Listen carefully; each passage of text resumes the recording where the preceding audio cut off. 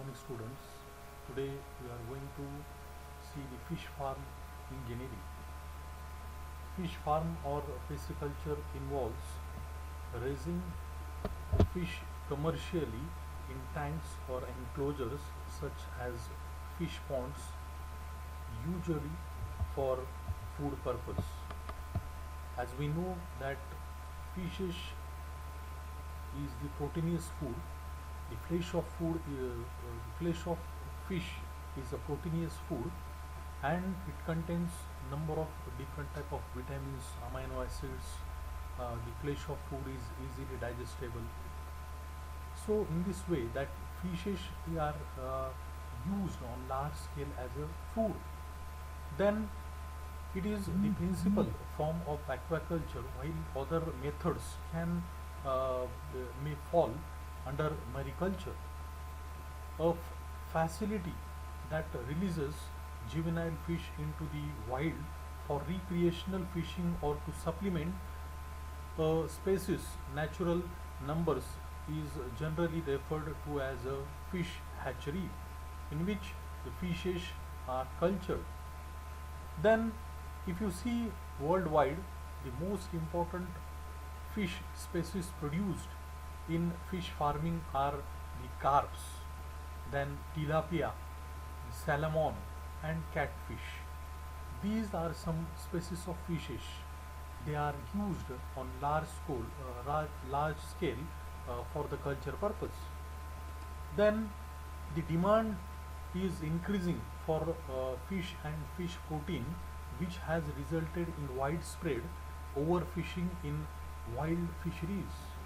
So if you see that the throughout world, the fishing, or we can say the capturing process on the large in the large water body like marine water, or in the lakes, or in the reservoirs, the fishing is on large scale due to high demand for such type of proteinous food. Then China provides 62% of the world's farmed fish. As in 2016, more than 50% of seafood was produced by aquaculture. A fish culture list needs different types of ponds for rearing various stages of fish, and also layout of fish farm and its extent. So before making the process of culture of fishes, we have to make the layout of fish farm.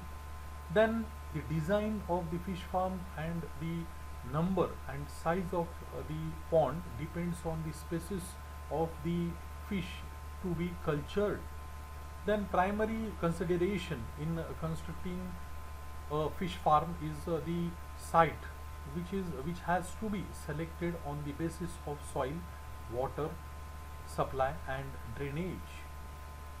So these are a few things which are very important, like when we are going to construct any pond for the culture process, we need the particular site at which the soil is also very much important of that particular soil, how the water is supplied to during the culture process of fishes, and the important thing, that is the drainage system. Then particularly the primary consideration in constructing fish farm is the site, which has to be selected on the basis of soil, water supply, and drainage. Fish farm engineering is a multidisciplinary field of engineering that aims to solve technical problems associated with fish farm. So it is very much important that whatever the technical problems which get created during the culture process, we have to firstly make sure that is whatever the that is problem in future we get. So these problems, we have to solve these problems before while making the fish farm. Then the design and management of these systems is based on their production goals, species of fish, and the economics of the farming operations. So whatever the process of culture which takes place after making the fish farms, it is very much important that the culturalist, either it is going to make the this type of farms on purely commercial basis. At that time you have to maintain all the things which are very important. Then what is the production goals of that particular economy of that particular culturalist is going to uh, maintain for that particular farming. Some photographs of the fish farms while the construction is begin.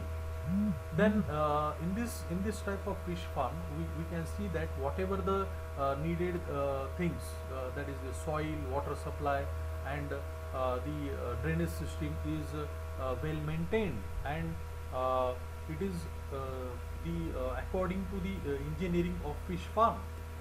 Then the location of fish farm, success in fish farming and economy of the construction would depend largely on the selection of a site for the farm. The main considerations are the first one, that is the topography.